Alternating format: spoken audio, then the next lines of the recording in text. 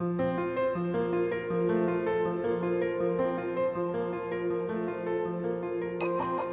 is Inner Healing Paths podcast.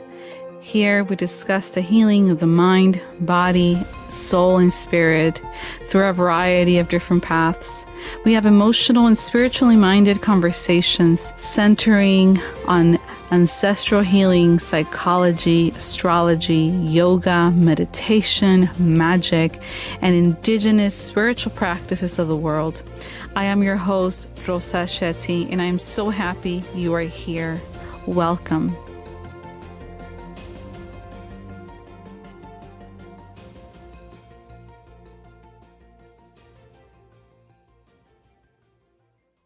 Welcome back to another episode of Inner Healing Paths. I'm your host, Rosa, and this episode is titled On Healing Through Mindful Moments, Prevention and Artistic Expression with Manuel Fonseca. So Manuel is a licensed marriage and family therapist. He has been providing mental health services for over 15 years. In our conversation today, we talk a lot about the importance of mindfulness for overall healing and prevention. Manuel shares about his personal journey on how he became a therapist. We also talk about his journey as a professional ballet folklorico dancer, and we discuss the artistic expression and how this in and of itself can be such an important part of holistic healing, regardless of what your form of art is. For those of you that don't know, Manuel and I actually worked together at a psychiatric clinic a couple years ago, and I got to see Manuel and how amazing he is as a therapist and as a person, and he was just so lovely to work with. So I was so happy that he agreed to be on my podcast and agreed to share his wisdom, and I just hope that you find it so helpful and healing on your own journey. So I do want to give a brief disclaimer that the conversation here, although we are both mental health providers, it is not meant to replace or substitute mental health services of any kind. This episode does not treat or diagnose any physical or mental health condition. The guests have a right to share their opinion and perspective, and this does not constitute an endorsement of them or any entity they represent. I want to remind you all that if you like what you listen and if you're finding it helpful on your journey, please share about it on your social media. Leave a review in Apple Podcasts. This really helps to be able to reach more people, to be able to share our message to more folks. And again, thank you all so much for listening. So without further ado, here's the interview with Manuel Fonseca. Take a listen. Hi, Manuel. Hi, Rosa. How are you? Good. Thank you so much for being here and for being open to this invitation to be. Absolutely. No, thanks for the invitation. Yeah, of course. Of course. So let's get started. Are you ready? I am ready. Yes. Okay. So, Manuel, just to get started, just share with our listeners a little bit about you and the healing work that you do. All right. Well, a little bit about me. My name is Manuel Fonseca. I'm a licensed marriage family therapist. I'm actually from the Bay Area. So I've been doing this. I reside in here in the LA area. I've been here for, over 20 years. Actually, what brought me to LA was the focus to become a therapist. I grew up in the 80s around the HIV and AIDS epidemic in East Oakland. And I was motivated to come into this field through my parents. They were health promoters, promotores de salud, health promoters in a local clinic nearby. And they volunteered their time and learned about topics in the community. And they were really active members in the community. And they actually assigned us, they didn't ask, they assigned us as siblings, myself, my twin brother, my sister, my brother, we're 4 of us. And they said, you know what? All right, guys, you guys are attending this youth group. We're the oldest, my twin brother and I. And we had no choice but to go. We were, doing our school thing and our sport thing and our active social life. And they said, and you're doing this. So we said, okay. How old so were we you? showed, oh gosh, I was 13, 14. Okay. So you're young. Yeah. And so they've been doing it for a while, learning about topics in the community, health issues. And around the HIV and AIDS epidemic, that's crucial because, a lot of information was not being provided. So they thought, you know what, they're in the right age to be teenagers and to learn about it from the horse's mouth, if you will. And so it helped them facilitating conversations to have with their eldest sons about, safer sex, health, drug, alcohol, gang prevention. So it was a really great opportunity for us to learn, and that's how I kind of got the itch to become a therapist. Fast forward over 15 years now, I've been in the field for a while, and I really credit my parents as those people that pioneered my motivation. Oh, how wonderful. So you've been, I mean, formally, I guess, as a licensed therapist, but more recently, but I mean, you still have a lot of experience, of course, but it seems like it's been like your whole life that you've been involved in this capacity in leading others through education and community. Yeah. Absolutely. Thank you. Yes, it was, again, I made it a point to say in the beginning, it wasn't a question or option. My parents, ¿quieres hacer esto? Do you want to do this? No, they said, you know what, you're doing this. And I guess as parents, I credit them to this day. They meant well. And fast forward, I credit all of my career to them, inciting this motivation, having this expectation, right? Rising to that and going beyond it. Yeah, absolutely. And Manuel, tell us a little bit about what your focus is now in terms of as a therapist. What kind of folks do you help with? What kind of folks do you work with? All right. So I have my private practice in Long Beach area in the city of Lakewood. Um, I've had it, over a year now. I worked in several sort of clinic settings, nonprofit organizations, hospital setting, not managed care system. And I've always had the itch to do private practice up until, again, sometimes, again, with the pandemic, now with the pandemic, that we're in, it was a kind of a blessing. Yes, difficult times as well as really positive. And so I have to credit my family support, my partner support to say, you know what, now is a good time to do what you wanted to do. So I've jumped into this opportunity, and I see patients with histories of trauma. I speak Spanish, hablo español, so doy servicios a personas hispanohablantes, Spanish speakers, focusing on multicultural, issues, generational issues, anxiety, depression, trauma. I specialize in men's issues, sexuality, also the LGBTQ+ community. I have lots of experience working with dual diagnosis, with substance abuse, also with the recently released population that was in jail. So I try to have this big umbrella to provide services to people that are in need in those areas. Yeah, absolutely. And what would you say is like the golden thread throughout the people that you serve, that you work with? What is it that you find that is just common, I guess, and throughout these populations? What is that golden thread that kind of just nourishes you and continues to motivate you to keep doing what you do? I love how you phrase that, the golden thread. I visualize it. I Yeah. felt when you said that. I love it. Yeah. What really brings this together in the golden thread is this search for the aha moments. And I'm using sort of common language, aha moments that really drive me in therapy and drive me to do what I do to assist patients, assisting them to make those connections that are troubling them in their today lives, that may have some historical, some generational traumas, Mm-hmm. some unresolved issues that are impacting them today, and that may not allow them to see forward in their future plans or their future goals. Yeah, so well said, and I feel like that's how it is for a lot of therapists. Many of us work with a variety of different populations, but there's always something that we tend to. I guess what just human nature, right? What everyone has in common, right? And for you, it's just serving and being able to be of help in whatever capacity there or whatever wherever they're at, right? Starting where the client is or the patient is.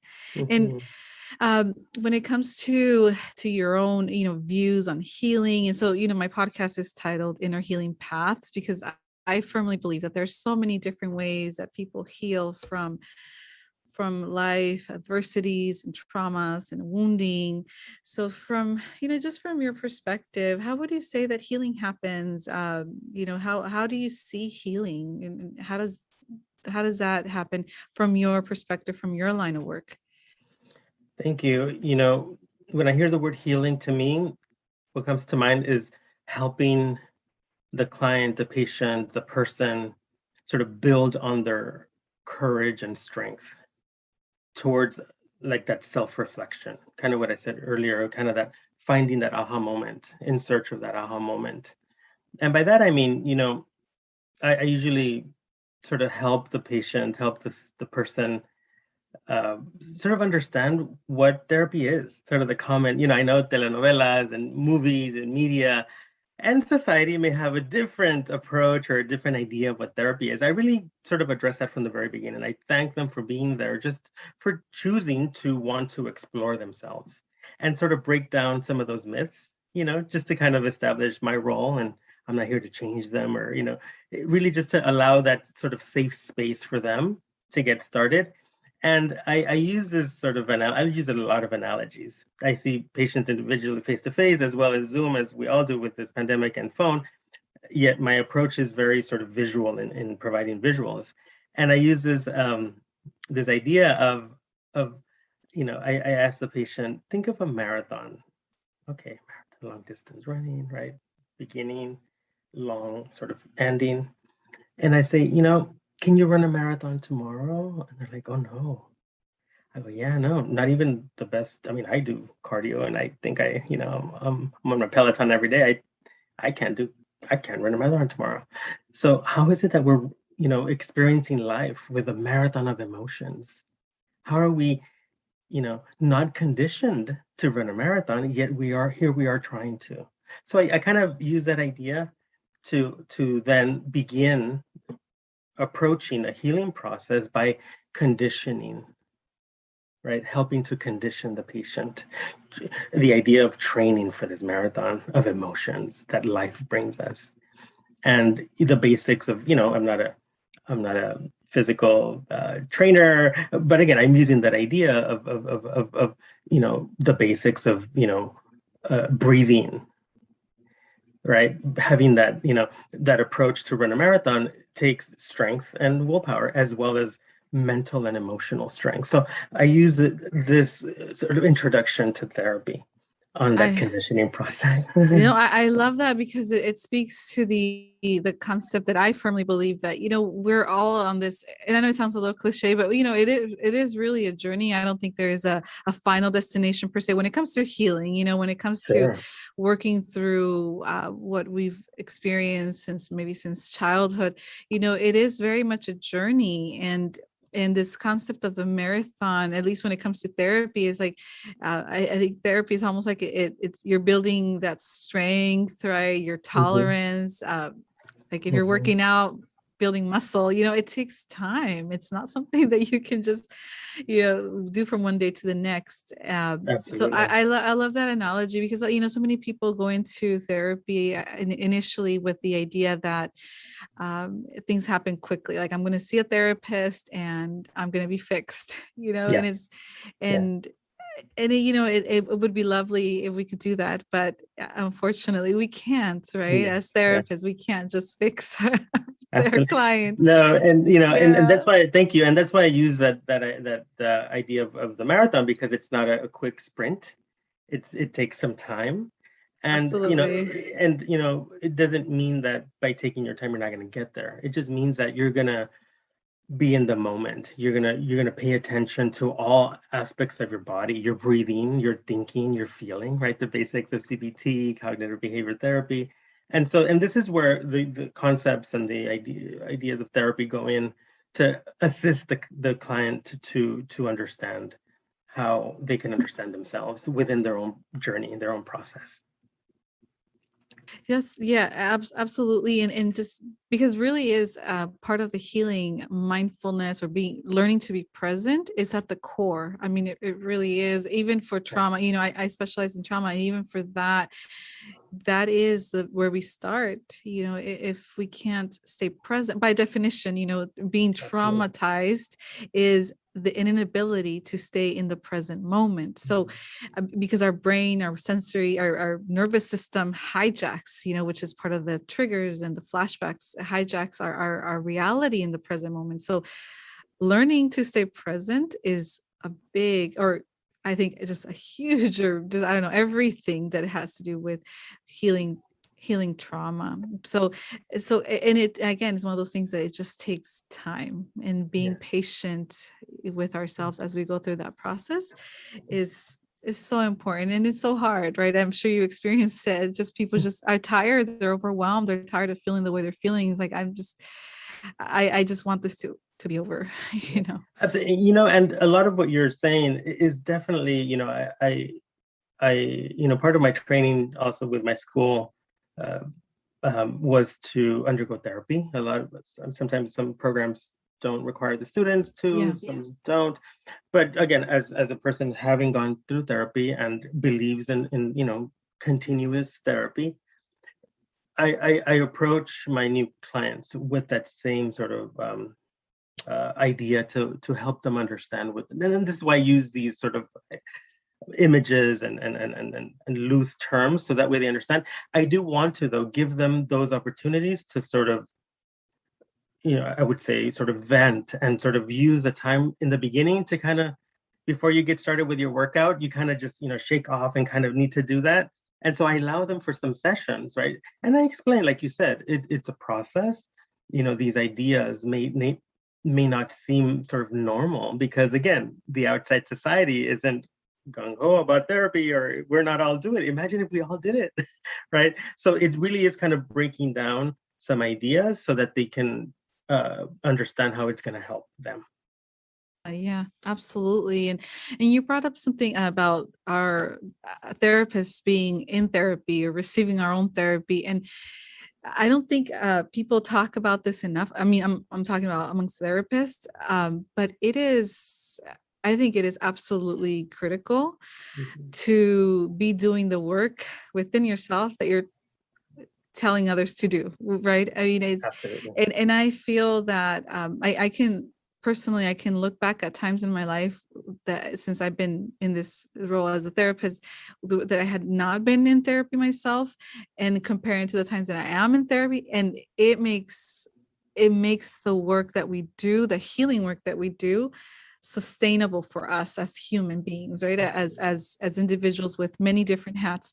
It allows us to do all the other areas of our life. So I am an advocate that, if we're in the help, if you're in the helping professions, if you're a therapist, that you absolutely need to be continuing to heal, because there's a reason why we go into this field, right? I mean, There's definitely motivation. Yes. anyone that says I just, I don't have any issues, any trauma, I just wanted to help others, want to be a therapist. No, I don't know about that. I think we Well, all go in this field for a reason. and a way to normalize it, Rosa, great point. A way to normalize it, again, I use this in sessions with clients, is, it's not about having issues. It's not about who has them or how many issues you have. It's what you do with them. It's how you process and work through them, because guess what? We Absolutely. all have them. Yes, we all have issues. You tell me somebody that doesn't. It's like, well, are they Yeah, in denial? exactly. Are they in reality? Like Because, that, yeah. yeah, we're human beings. Yeah, absolutely. And I feel that especially for therapists, I don't think that you can be at a point where you're like, because even working with people, they trigger certain, the countertransference and transference, Absolutely. that is real, and it Absolutely. happens. And I've had a lot of therapist friends and colleagues say that a lot of times when they're going through something difficult, somehow the universe has a way of presenting clients that are kind of going through the same thing you are. It's Yeah. almost like the universe, is giving you an opportunity through your healing work to help yourself also, right? Which is why it's Yeah. so important to have your own space to process Yeah. this. Yeah. No, well said. I call those, friendly reminders. Life has a way of giving you friendly reminders, right? For clients, for ourselves. And, I'm open, I'm transparent with my clients when, of course, with healthy boundaries and clinical, oversight and everything. But the transparency part about I'm a human being, with a profession. And, I say, you're the expert on your feelings. You're the expert on your experience. I'm the professional here to guide you, right? And I use, again, another example. My self-care outside of therapy is dance and performing. I've done that for a while, for many years professionally.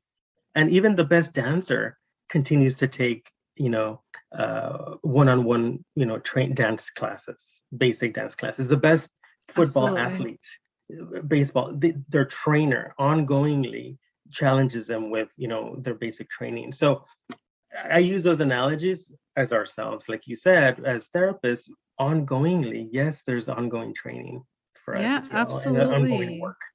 Yeah, and in many different paths, right? I was talking to a friend the other day, and I was telling him, like, I feel like maybe I'm doing too much for myself. Like, I'm doing acupuncture, and then I do physical therapy, and then I have my therapist, and yoga and all that stuff. And then I was like, maybe I'm doing too much, and I was kind of processing, and they were like, well, like, they're like, high performance athletes, they spend, and she, they quoted an Mhm. article with, Yeah. I believe, LeBron Mhm. James, I think it was, and he mentioned in the article that he spends $1 million on self-development a year. Like, this is someone that, that is committed to being the best version of Mhm. himself Mhm. that he Mhm. can Mhm. be, for his family, for his career, for his, for his fans, for the love of the sport. Word, yeah. So he, in this, and he mentioned, he has a therapist, and he has a coach, and he has like a meditation coach, and he has, all kinds of basically a system supporting him, so he can just focus on being the best that he can be. So when they reminded me, I was like, that's true. That I if I want to show up for others, and be, the not, I'm talking about as the mother, as a wife, as a sister, Mhm. and all the roles that we play, and Absolutely. of course, as a therapist, I do have to surround myself with a support system Perfect. that nourishes me, aside from, friends and family. Aside from that, we all need that coach, right? That coach, that support that help us to keep going.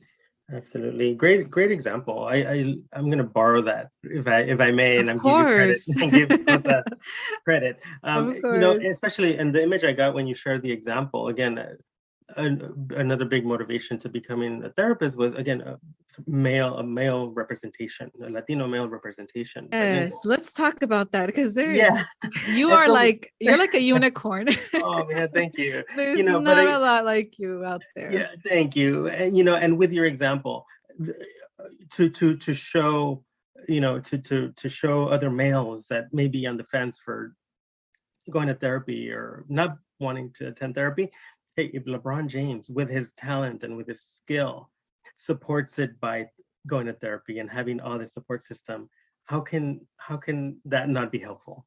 Just that I got that image when you gave me the example.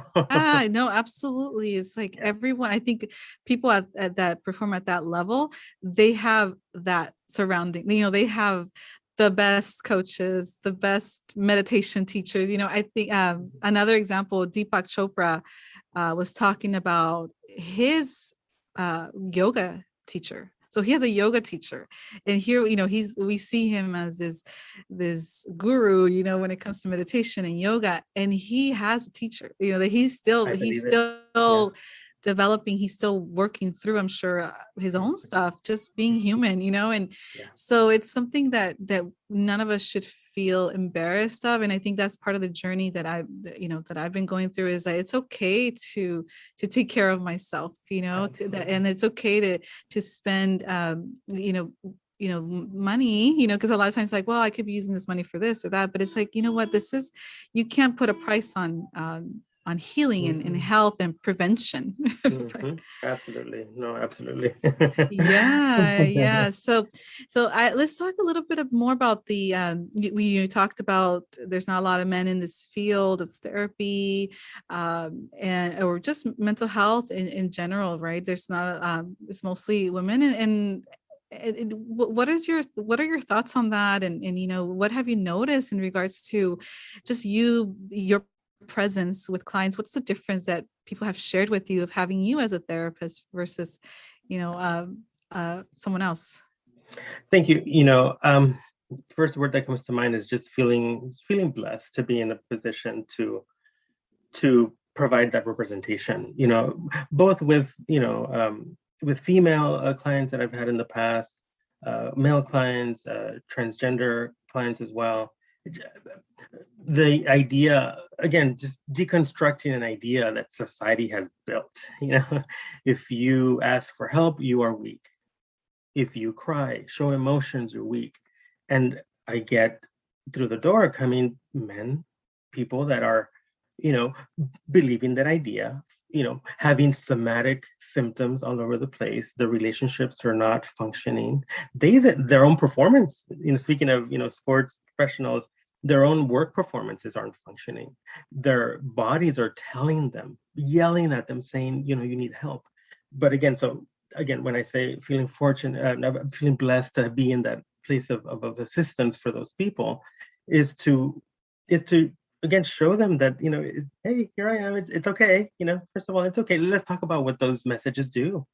And again, it's about sort of breaking those myths down, deconstructing those ideas down. Yeah, absolutely. And just seeing yourself represented as someone else, that's huge, right? For any demographic, anything, just representation in that sense matters, to validate your experience too, as a for me, I for the first time, actually, I've always had female therapists, and then more recently I said, what, maybe I'm just going to try something different for myself, and my therapist now, he's an older gentleman, around the age of my father. So it's very interesting. I've never had that, but it's been, at this point in my life, I feel that it's been so helpful to have that different perspective, and that different energy, because there is an energy change, right? There's a difference being in so for me, it's been a very interesting, but it's been a wonderful experience. So I'm sure, I think a lot of, because the field is dominated by women, I feel that most people, when they think of a therapist, they do think of a woman. So it's been, for me, it's been a great experience, and I'm sure that you've had that effect on other people. Yeah, no, thank you. And I've in those sessions that sort of stand out, the men that do get to a place where they are healing and addressing some of these painful past situations, any current traumas, they have said to me, I feel comfortable even talking about this. I don't talk about this to my wife or my partner or my family. I still get that, I need to be performing at a certain level. I'm not the person to break down. And here I am breaking. So it's just the matter Absolutely. in which, what happens in therapy. It's every time I get goosebumps thinking, this is why an affirmation. This is why I'm here. This is why I'm in the field that I'm in. Absolutely. It's like we have the privilege of witnessing healing happen, right? There's moments, those, like you mentioned, the aha moments. Those moments are that's healing that's taking place, making connections, realizations and insights that you're gaining. That's part of the healing. Absolutely. It goes to mind when I, early in my training, I had a handful of really great supportive clinical supervisors, and one specific supervisor told me, Manuel, if you feel, or when you feel, or you think that you've reached that, level of, I've got this, or I don't need the additional therapy sessions personally or any other support network. She said, you know what, that's a red flag. And I thought, oh, I love that. Yeah, Yeah, it's about your own understanding of you, not the absence of issues. Like I said earlier, it's how you are understanding you and realizing what assistance you need in order to be that person to assist. And I thought, exactly. oh my goodness, like aha moment right there. And I constantly refer back to that. I refer back to Yeah. that line. And interestingly, I'm a clinical supervisor now with my former university at ANSIA. Yeah. Oh, And, wow. and no, talk about full circle and Yeah, opportunity. absolutely. Again, blessed to be in that position. A lot of my nuances from my own trainings come up, and I bring them up, and I say, you know what, once upon a time, and I sound like this full circle moment, and the students are just like, oh, really? And I find that connection just really helpful. Yeah, no, absolutely. And you going Yeah. back to your supervisor, what they mentioned to you, what brought to mind was the idea of, symptom reduction versus healing. Sometimes people think that you only go to therapy when you need to reduce the symptoms of, let's say, depression. You're not sleeping, you're not eating, or anxiety. And then once that is resolved, then you're done. You're good to And I go. actually feel that it's the opposite. Once you resolve, those very, those symptoms of depression, once you feel like, okay, I feel better, I don't have depression, or I'm not as depressed, I'm not as anxious, that's when the healing happens, because then that's when you're able to tap into the other parts that, some of the trauma, and because depression, anxiety make it really hard to work on trauma. I'm sure you've experienced this, because the symptoms are just so overwhelming. You're not eating well, you're not sleeping well, you feel restless, you really can't, but once you resolve that, then it's the that's when you can really start Mhm, working on what has happened. and mhm. and and unfortunately, that's when people stop going to therapy. That's when it's like, Yeah, okay, I'm good. yeah, yeah. No, I agree with you. I agree. It's sort of the presenting issue, the presenting moment is that sort of symptom dysregulation.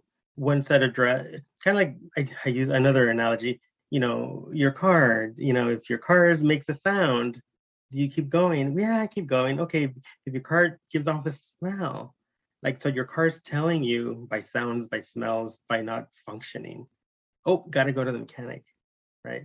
Once you go to the mechanic, right, therapy, we're going to diagnose, assess, address the symptoms that are presenting, right? And then when the mechanic's in there, says, you know what, actually, you know, these other areas could be helpful if you look at, right? I love that Again, analogy. Yeah. I use a lot.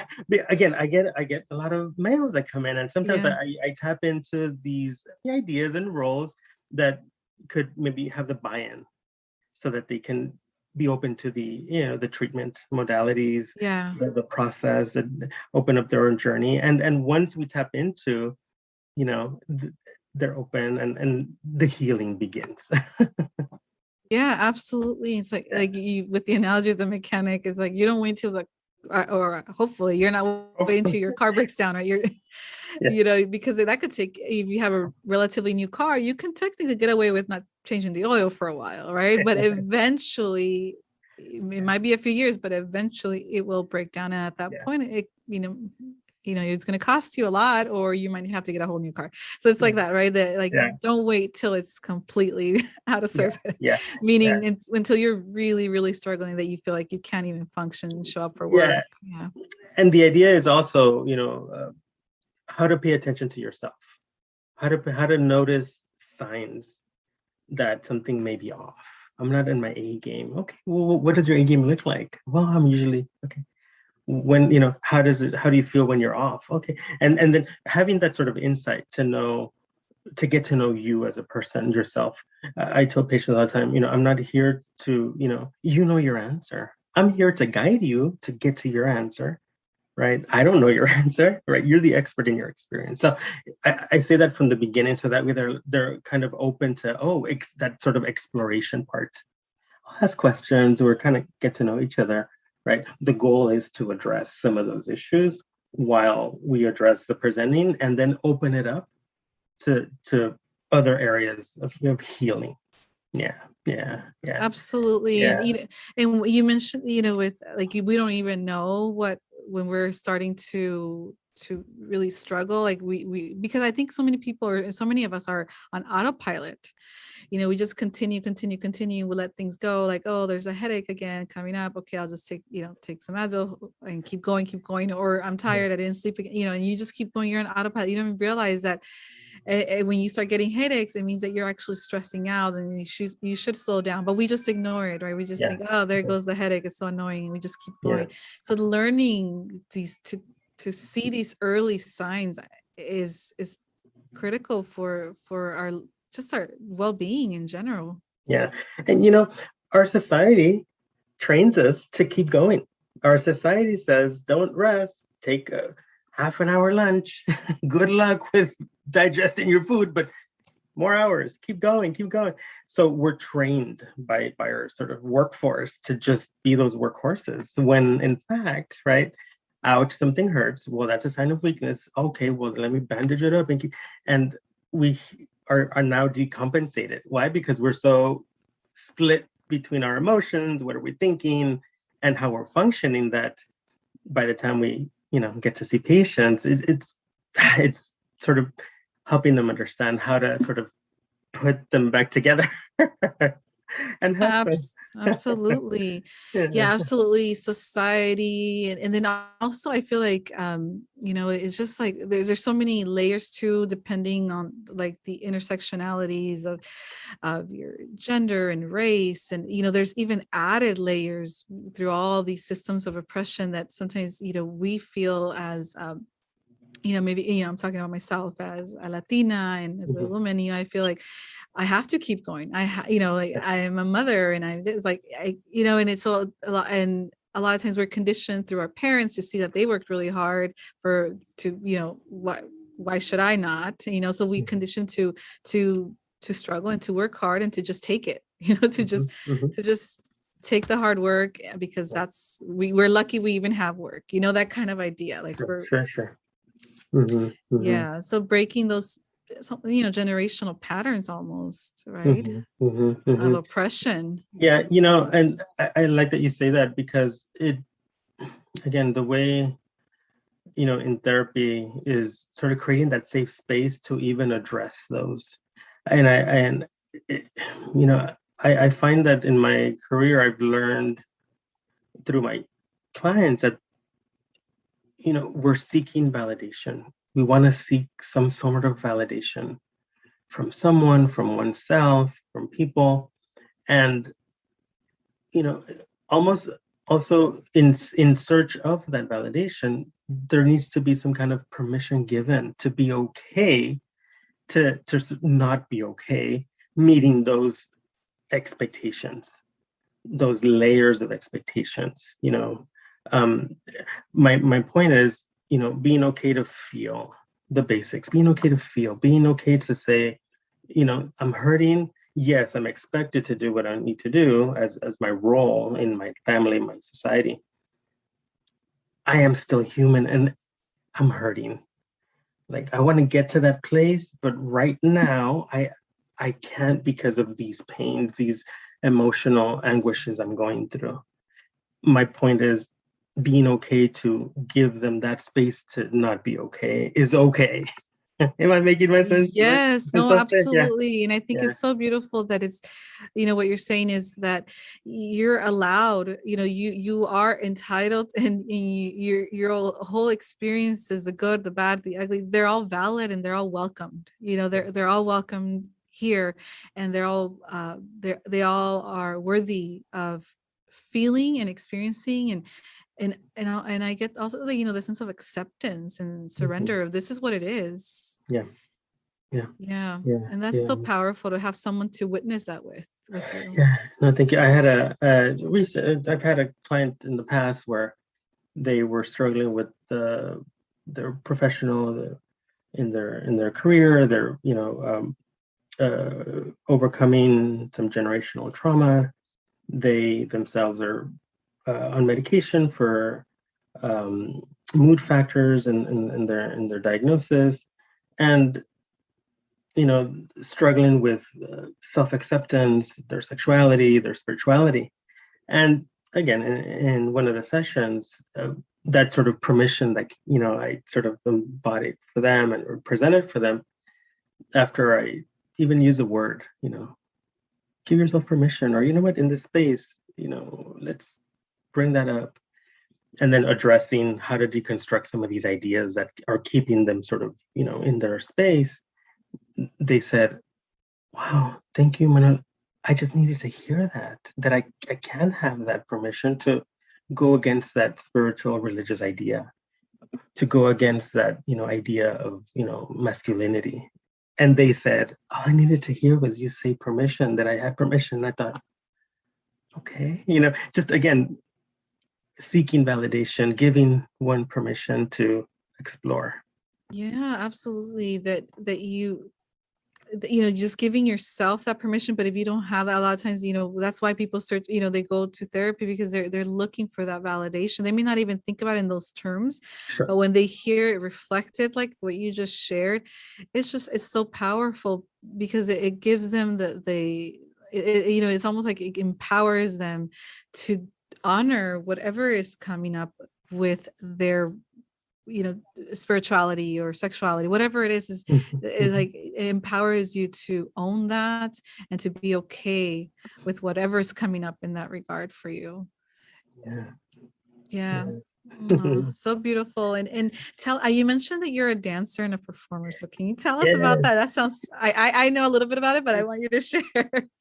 Thank you. Again, growing up in tough times, my parents were just, they've always been against the grain. They're the youngest in their generation of siblings. So as the youngest, they've seen experiences of what to do and what not to do, right? They've legally immigrated to this country, hardworking, and they said, this is the idea that we have to raise you guys. I asked my parents, how'd you guys? They're like, no, this is the idea, keeping you guys busy, making sure you guys are, no tiempo para, hacer cosas malas, So it was always sort of that expectation, right? So it came from a young age that I thought, you know what, they're not dancers or performers, but I found it as a hobby. I found it as a support network in college. I've always wanted to do it when I was younger. The means, two with twins, they couldn't afford, classes and lessons and for both people. So I waited until I was actually in high school. I started, and then did it sort of semi-professionally in college. And then after college, I thought, I'm doing this professionally, just as again, self-care, and just that other side of me that's, the professional therapist. The other side is this dancer. That's my outlet. That your creative artist side or part within you. Well, so tell us what kind of dance you do. So I have learned the traditional Mexican folk dances now with classical training and dance, like formal training of dance positions and dance concepts mixed in together in a blender, right? So you think this traditional art form with mariachi music and Mexican folk with this elevated training of performance of dance style and training. It's a great sort of mix that comes together. Oh, sounds beautiful. And since the pandemic, have you been able to perform yet, or is that still on hold for now? It's still on hold right now. Great question. I tap into my friends, dancer friends, and miss them dearly, because again, it's a big part of just my being, because it's that side where I do my work, and then I do my formal dance training work, which the athlete in me comes in, and the perseverance and the sweating and all the good inner work happens. I've missed it for the last couple of years, but definitely, hopefully, with the pandemic getting better, tapping back into that. Definitely, it's an area that I need to go back to. Yeah, it sounds like it really fulfills you in a different way, nourishes you in a different way that only that can do. That as a performing artist. Yeah, absolutely. Yes, well, and, the energy, the what I find in myself, what I know that I need to work on and whatnot, but strive to improve the energy with the audience, the energy within a team, the energy with my directors. I could go on and on, but the funny point is my parents said, how did you end up doing this professionally? We're not dancers. We're like, I know, huh? Yeah. You never went to school in Mexico. You never said, like, yeah, we went on vacation. Nos llevamos de vacaciones. But I said, Mom, it's Mexican blood is in my nature. I It mean, yeah, was in your blood. Yeah. it's in my nature. It's in my blood, and Yeah. I've had great experiences traveling to Mexico on tour, traveling to Mexico as an artist, learning more so from being there and just being as a pocho or Mexican American learning this art form in Mexico. They see it as, wow, you guys are into this. It happens in the You're US. interested. Like, yeah. So Yes. it's just an interesting connection there, but it's definitely Yeah. fueling, definitely a Yeah. fun aspect of my life that I miss. Yeah, and for us, my parents are from Mexico too, and it is in our blood, and it is our very much reconnecting with our ancestral roots, because this is where we come from. Maybe not with our parents, but who know, I mean, for you, I don't know, maybe who knows how many generations back this was something, maybe three, four, five, who knows. Yes. Maybe this was something that was that has carried on, and then it finally found you to come back. Absolutely, absolutely. When I was in my intern training days, I actually founded my own dance company. I did it for 6 years. I did my Did intern hours, and then I was doing the talk about busy amazing. doing stuff, and I was also Yeah, doing that a lot. And I bring this up because a lot of timing and the way the universe has a bigger picture plan for you, right? I tap into now, being a clinical supervisor and sort of, instructing, directing, guiding. I tap into my teaching days as an instructor, dance instructor, that interestingly, I would bring in mindfulness concepts, not in as a therapeutic approach, but more so a learning and human approach, a humanistic approach, mindfulness, awareness of your body, right? When you're in pain, right? Literally, if you have a cramp, take time out for yourself. Make sure that you listen to your body. Don't strain it where it's going to be that you can't dance anymore, right? Understand your limitations, know your strengths, know your weak. So a lot of this is really full circle. And if I wasn't, in doing therapy, I definitely I history and teaching and anthropological, cultural awareness stuff drives me as well. that's amazing. That resonates with me. I can relate to you on that, because I'm the same way. And there's a book called The Artist's Way. Have you heard of it? I'm gonna make a note of it. It's Artists okay. way. It's a really good book, but what's interesting is that it says in the very first chapter that therapists, and this is not written for therapists, but the author talks about therapists, many of the therapists, people that go into this profession, are actually artists at heart. And when we're not Wow. able to I got fulfill, chills just you saying that.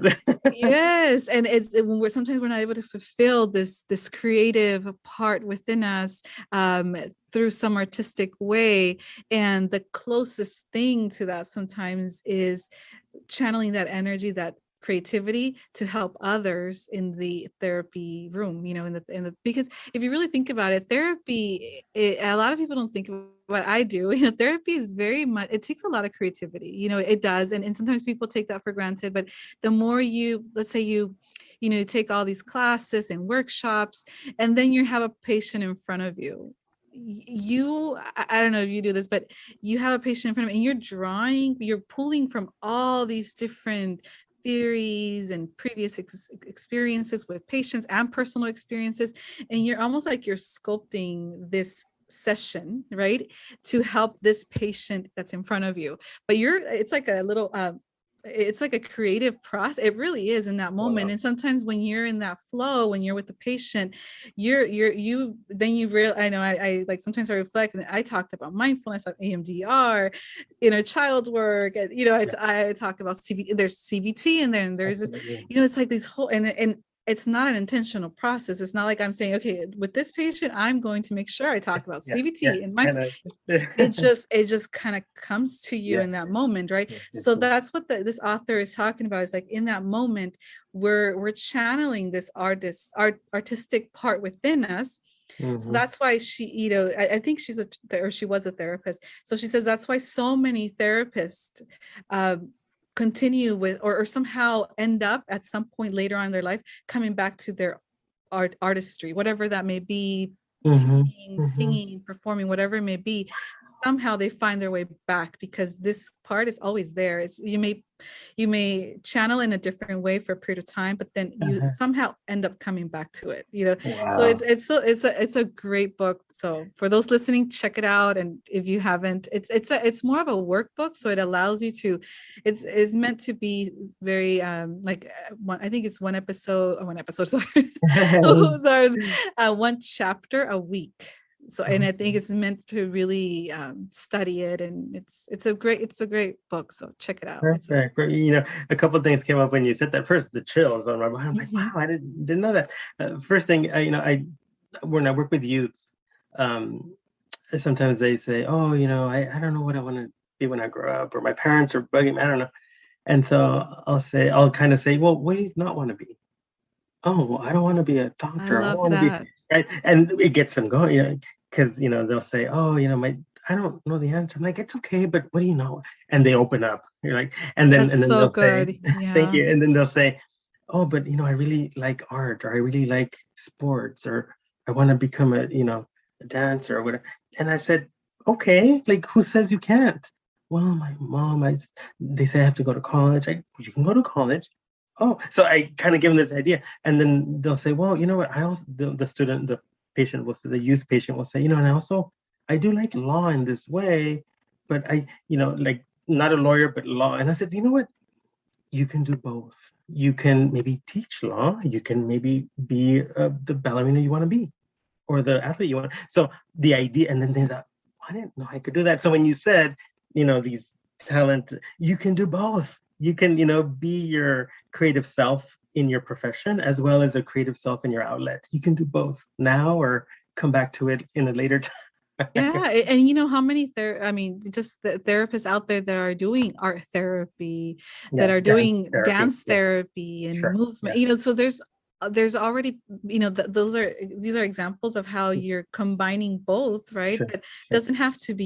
You can, because I Mhm. feel like creativity is not, you can't compartmentalize and be like, I'm going to be creative in this part of my life and then not here. You know, Yeah, it transfers, and the more you nurture your creative part with the artistry that you do, whatever it is, performance or painting, the more you nourish that part, the the better you feel being creative in the you know, helping your patients or your clients in whatever profession, or even, I mean, even as you mentioned, a lawyer, or mhm. any of these you need your creativity. You know, you Absolutely, need that, absolutely. your critical thinking skills, right, which is connected to creativity.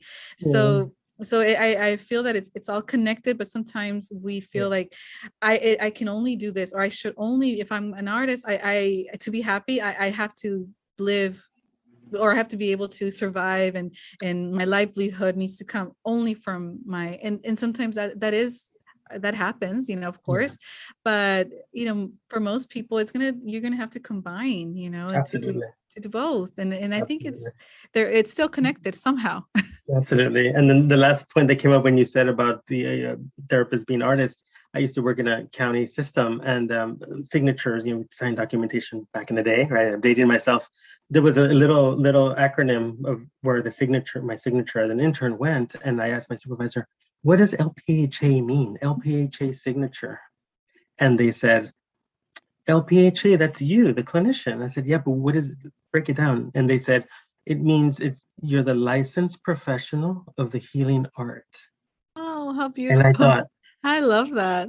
I'm like, so to your point, I'm like, uh, wow, I'm in the profession of a healing artist. So I thought, oh, yeah. with more, so bring it. This is where I was meant to be. Yes, I love that. I had not heard of that, but Yeah, I, LPHA. yeah, Back in the, you know, you sign off on charts. That yeah. that was the acronym The, used. I don't know if now we still use it. yeah, the healing arts, because it Licensed is. professional of the healing arts. Yeah, and you know what? I think the more, you know, sometimes our profession, it swings all the way to being like evidence-based, very Yeah, yeah, science-driven, very rigid, and we lose some of that, yeah, the artistry, right? The yeah. I guess the creativity that comes Creativity. with it, because Yeah. we have to follow an evidence-based model and all that. Right. And it's interesting how sometimes that pendulum shifts, right? I think 10 years ago was very, very strict, like, or maybe even further than that, but just very strict, like CBT Outcomes or and EMDR, following all mhm. the steps. And now I get a sense, and I don't know if you're picking this up, I get Sure. the sense that the pendulum is shifting a bit to I agree. allow us as therapists more creativity and more freedom and flexibility to Absolutely. incorporate not just what science says, because that's important too, of course, Absolutely. but to also incorporate spirituality and Absolutely. other healing practices from, more indigenous healing practices Absolutely. from different parts of the world. I'm not talking just a specific region, but not just yoga, because yoga in and of itself, Mhm. it's an indigenous healing practice of a certain region, right? But Sure. it's so mainstream that we're not even see it like that. But there's Mhm. so many other indigenous healing practices from all over the world that I feel Mhm. that if you get called to working in that sense as a therapist, that you should honor that calling and explore that. Absolutely. And if in a particular moment you feel called to sharing that medicina, that medicine, Absolutely.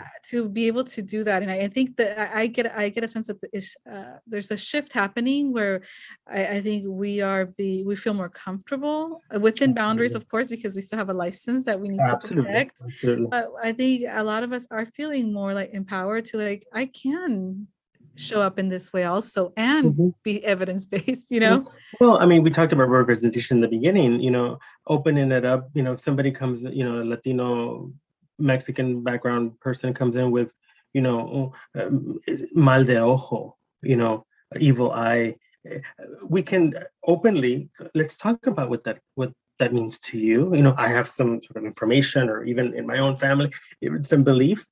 Let's be transparent and sort of be representative of that and how that can maybe impacting the person in the moment. So I think there's definitely open room for that, the openness to address those out of the box situations. The word back when I was in my training, the word, oh, you can't be an eclectic therapist because you have to follow one modality.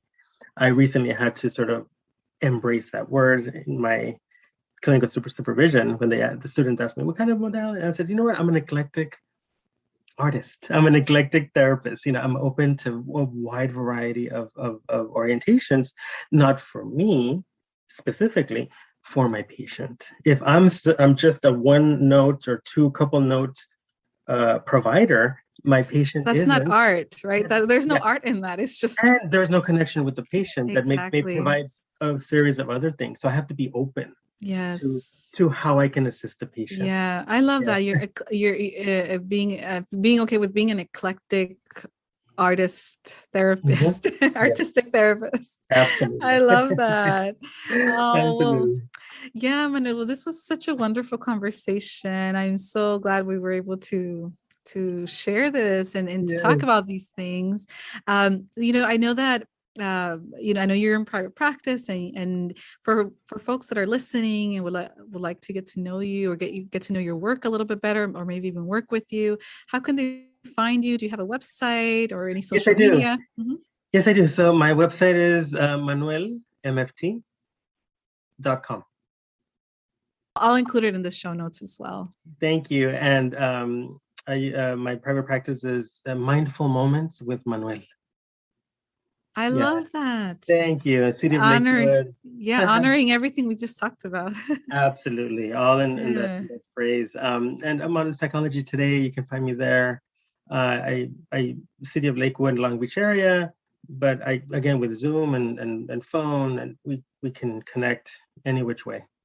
Wonderful. Thank you so much, Manuel. Thank And I you. look forward to talking to you and Absolutely. Please. having you on the podcast I another was going to time. say, if you'd like to have me back, I'd love to be a part of it. I'd love to Absolutely. connect with you. It's been a couple of years. I can't believe it. And I'm glad we had this moment. I know. Definitely. Okay, Manuel, take Thank care. you. I wish you all the best, Rosa. Cuídate. Thank you. Adiós.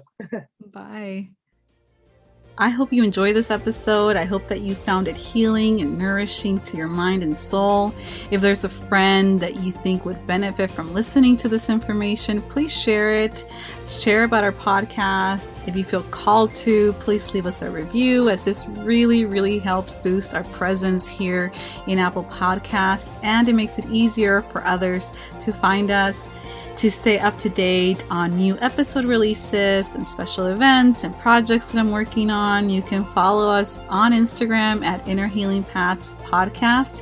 And you can subscribe to my newsletter by going to my website, which is rosashettylcsw.com. And I will include this information and links in the show notes. Once again, thank you so much for listening, and I look forward to sharing with you again next time.